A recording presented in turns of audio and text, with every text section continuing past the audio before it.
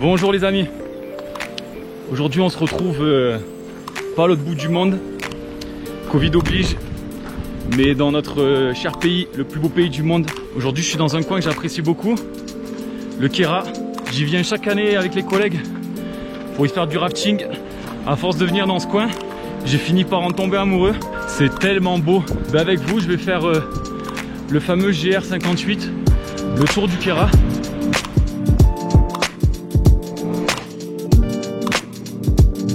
Je viens tout juste partir de Seilhac, le temps est parfait, je pense que ça va être de la régalade.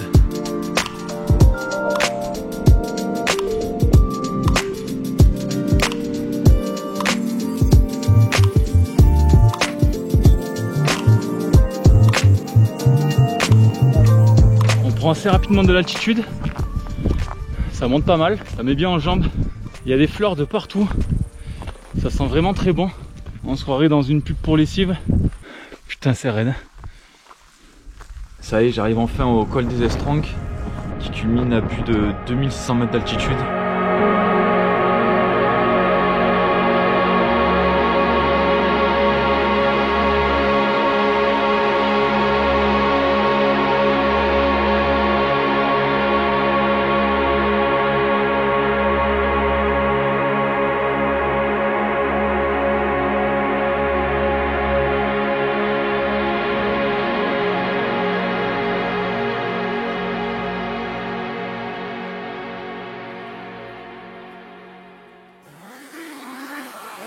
Ça y est, les premiers rayons de soleil.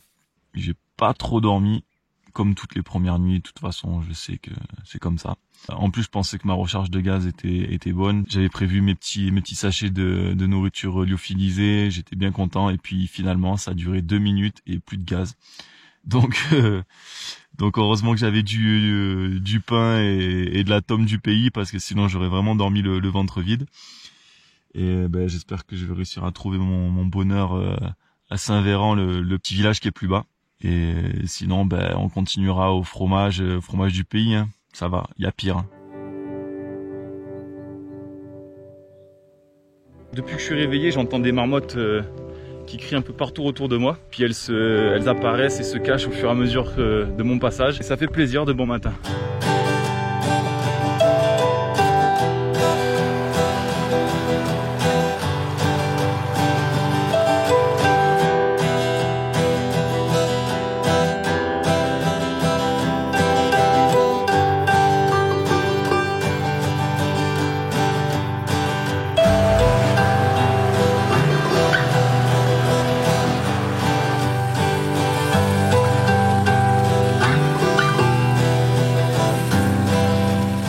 Je suis arrivé à Saint-Véran, réputé un des plus beaux villages de France. Bon, ça se comprend quand on voit le cadre.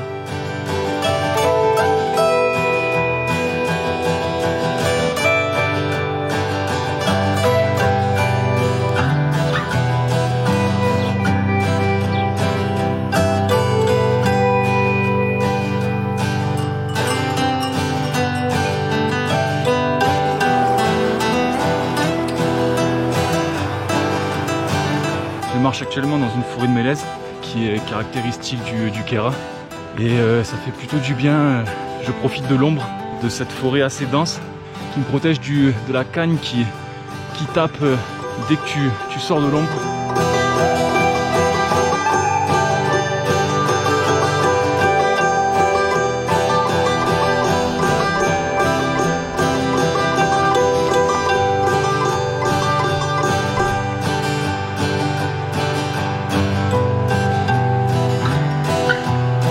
J'arrive à la chapelle de Closis, elle domine toute la vallée, c'est un site assez exceptionnel.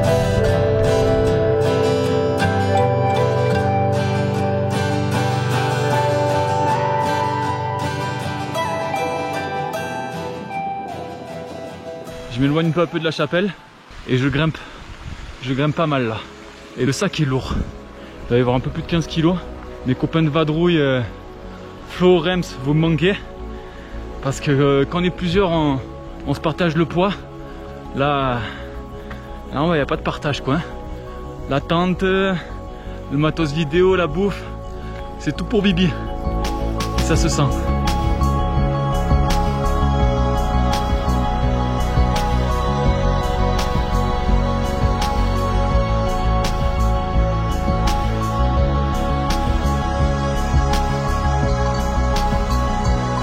coup là, il y a du monde pour m'accueillir au col de Chamoussière.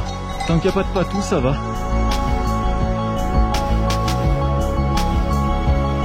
Le mont Viso qui a revêtu son écharpe.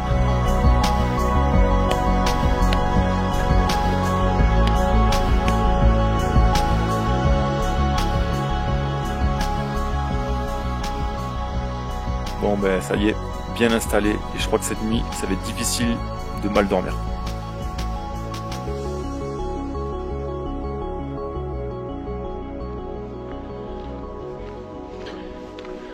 Je reprends la route en direction du col Vieux. Il y a un petit peu de monde sur les sentiers ce matin. En fait j'ai bivouaqué pas très loin du refuge Agnel, c'est pour ça. Et on contourne le magistral pain de sucre qui marque la frontière avec l'Italie. Et la forme des roches est assez dingue. On dirait qu'elles sont aux prises avec le vent, comme un espèce d'engin spatial planté dans la montagne.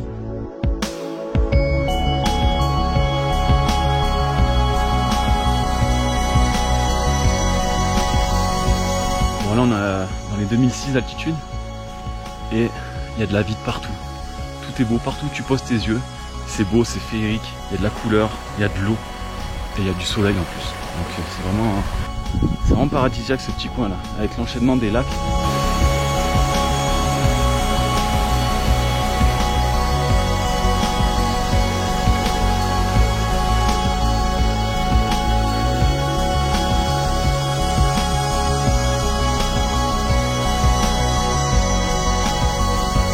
Depuis les lacs, ça a fait que descendre avec vraiment un bon dénivelé parce qu'on a perdu 1000 mètres. Ça tire sur les genoux et sur toutes les articulations.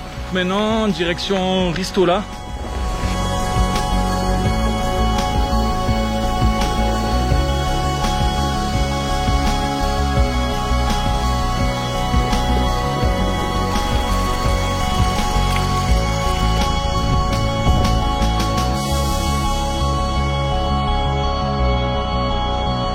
Je suis en train de me taper toutes les pistes de ski.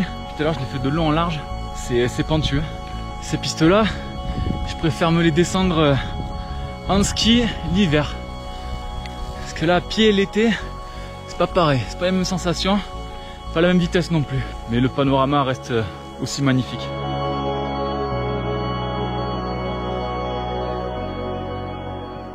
Pour changer ce soir, la petite tome du pays. Avec ça, tu passes une bonne nuit normalement. C'est un régal. Mais j'espère quand même que demain à Briès, je pourrai me faire un petit resto. Ça serait pas de refus.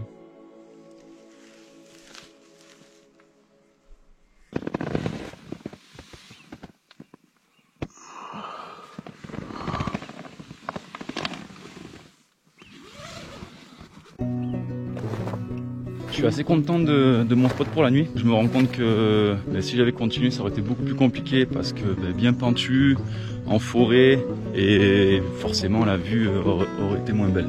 Donc voilà, j'étais bien. En plus, il y avait un petit cours d'eau et j'ai pu me laver avant d'aller dormir. Bon, une toilette certes primaire, mais ça fait toujours du bien, histoire de pas trop coller dans le duvet. On entend les chants des oiseaux qui ont remplacé ceux des marmottes. Et je me dirige donc vers Abriès. J'espère pouvoir y trouver une recharge de gaz. Et voilà les vaches qui me nourrissent depuis que je suis ici. Elles sont belles, hein. Elles sont pas en train de manger des granulés dans des hangars, je te le dis. Elles sont pleine forme quoi. Merci les copines, hein. Je vous remercie vraiment du fond du cœur. Vous me régalez. Bon, mais c'est un grand jour, j'ai trouvé du gaz. C'est cool, je vais pouvoir enfin manger chaud et boire chaud. Du coup pour fêter ça, je vais me faire un petit resto avant d'attaquer la montée. J'ai la peau du ventre bien tendue. Là il est 13 h, l'heure idéale pour attaquer un col. Avec pas un nuage, pas un arbre. C'est parfait. Ce soir, j'aimerais bien bivouaquer près d'un lac. Alors on va voir si c'est possible. Mais ça serait vraiment cool que je puisse l'atteindre. Donc faut se donner du mal ma foi.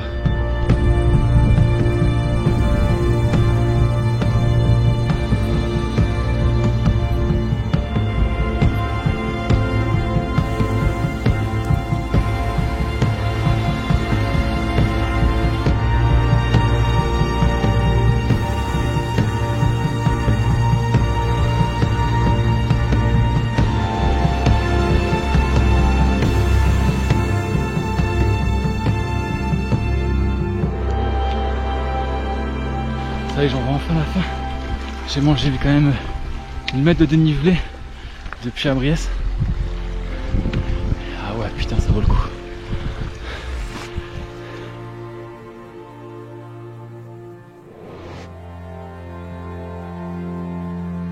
Et en fait, il y a une série de 3 lacs.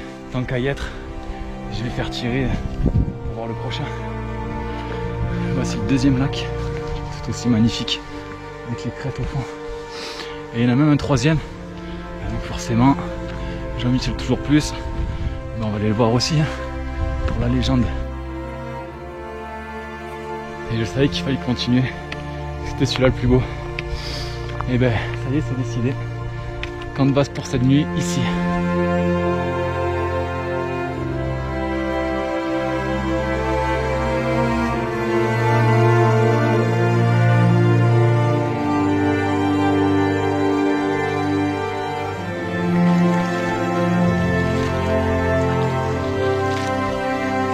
Franchement, j'y donne pas plus de 10 degrés, je crois. Mais ça fait du bien quand même. Savon bio 100% naturel, hein, je le précise.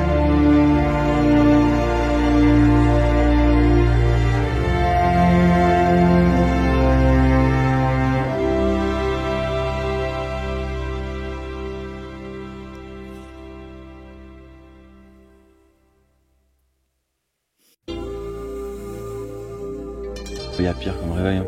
La nuit était assez bonne. Même si j'étais trop excité, en fait, je me suis levé plusieurs fois dans la nuit pour regarder la lune. Et surtout, ce qui m'a subjugué, c'est le silence. Et le silence d'ailleurs qui continue, il y a un silence. On dirait qu'il n'y a pas d'activité humaine sur Terre, en fait.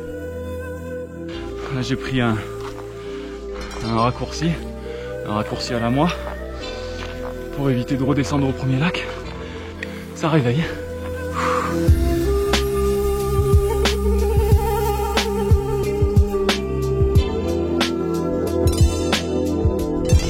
Pas glisser.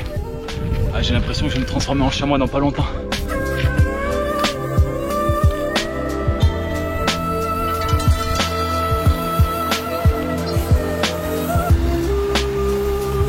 Après une petite pause repas dans le refuge des fonds, les amis, j'ai fait honneur. Je vais prendre 2,5 kg. Je me dirige maintenant vers le col de Péa ou Péas, je sais pas. Comme Kéras, je sais toujours pas. Et la thématique de l'après-midi, c'est grimpette. Quand tu es sur ton sentier du GR, tranquille, et d'un coup t'as ça en face. Et ben va te débrouiller avec ça. Je crois que je vais pas faire le con, je vais passer plutôt vers le haut là-bas, ça sera mieux. Et franchement, les vaches ici, elles sont tranquilles, hein. Je préfère être une vache au Kéras qu'un cadre à Paris. Ah oui, comme elles sont heureuses. Et ouais.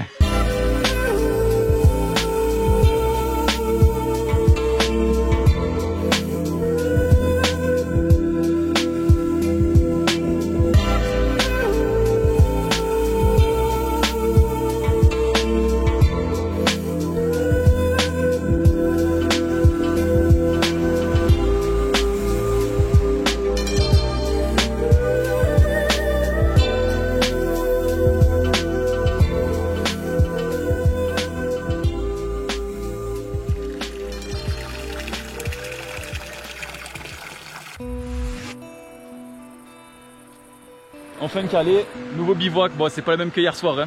Mais bon c'est déjà pas mal. Le plus de ce soir c'est que j'ai rencontré Manu sur la route. Voilà, il est dans la salle de bain pour l'instant. Et puis bah du coup on va bivouaquer ensemble. Alors Manu, elle est bonne ou pas? Délicieuse. Ouais, ce genre de jacuzzi naturel.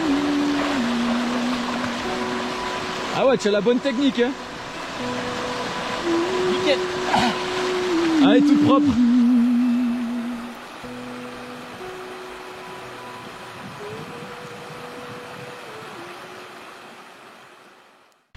En direction du col Tronché. Il y a des orages annoncés pour aujourd'hui, mais au final, pour l'instant, pas un nuage. Mais en montagne, ça peut aller très vite. En tout cas, c'est agréable, on est à la fraîche, on s'est levé bientôt.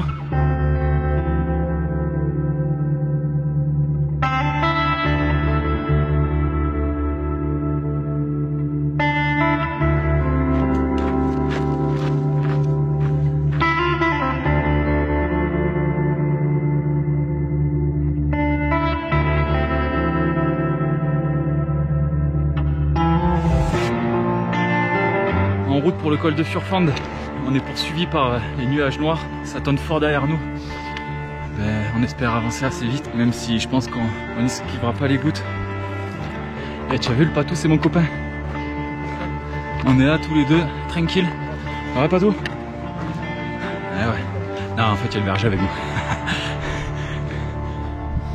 Depuis tout à l'heure ça tonne, ça arrête pas, ça tourne des deux côtés, il y a des orages devant, derrière. Dieu de la pluie, fais péter une bonne fois qu'on en finisse, on sait qu'on va se la prendre de toute façon.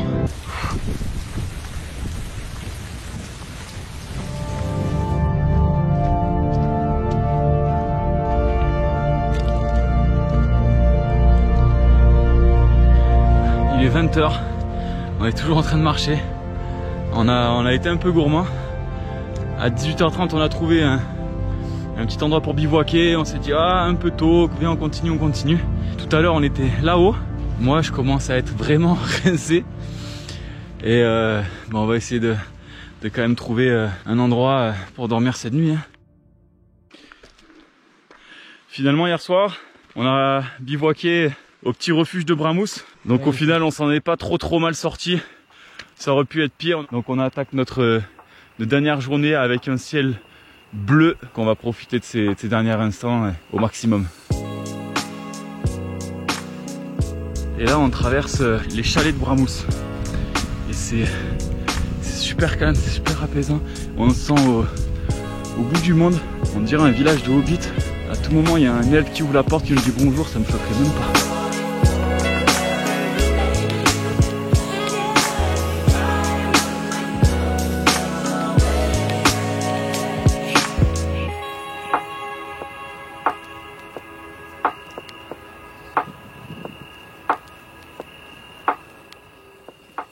Ça y est les amis, ça se termine aujourd'hui, retour à Seilhac. Pour moi ça s'est fait en 6 jours à peu près. J'ai vraiment été ému par tous ces paysages et notamment le soir en bivouac avec des couchers de soleil et une lumière assez exceptionnelle. Le Queyras, il y a vraiment un côté sauvage, un peu brut. Faut aller chercher la beauté des paysages, c'est pas accessible directement, faut s'accrocher.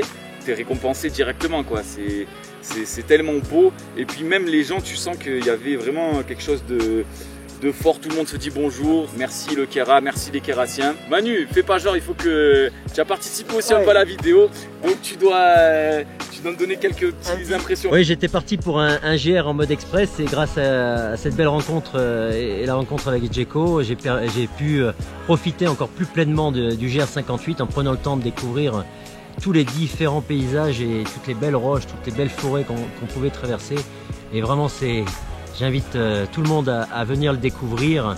Je le partagerai aussi autour de moi car c'est un très beau parcours. J'avais déjà une belle image, mais le vivre en direct, c'est encore mieux. C'est pas mal comme mot de la fin. Pour ma part, je sais toujours pas si on dit Queyras ou Queyras. Donc la prochaine fois, je me casse au Jura, au moins c'est réglé. Allez, bye les amis, à bientôt.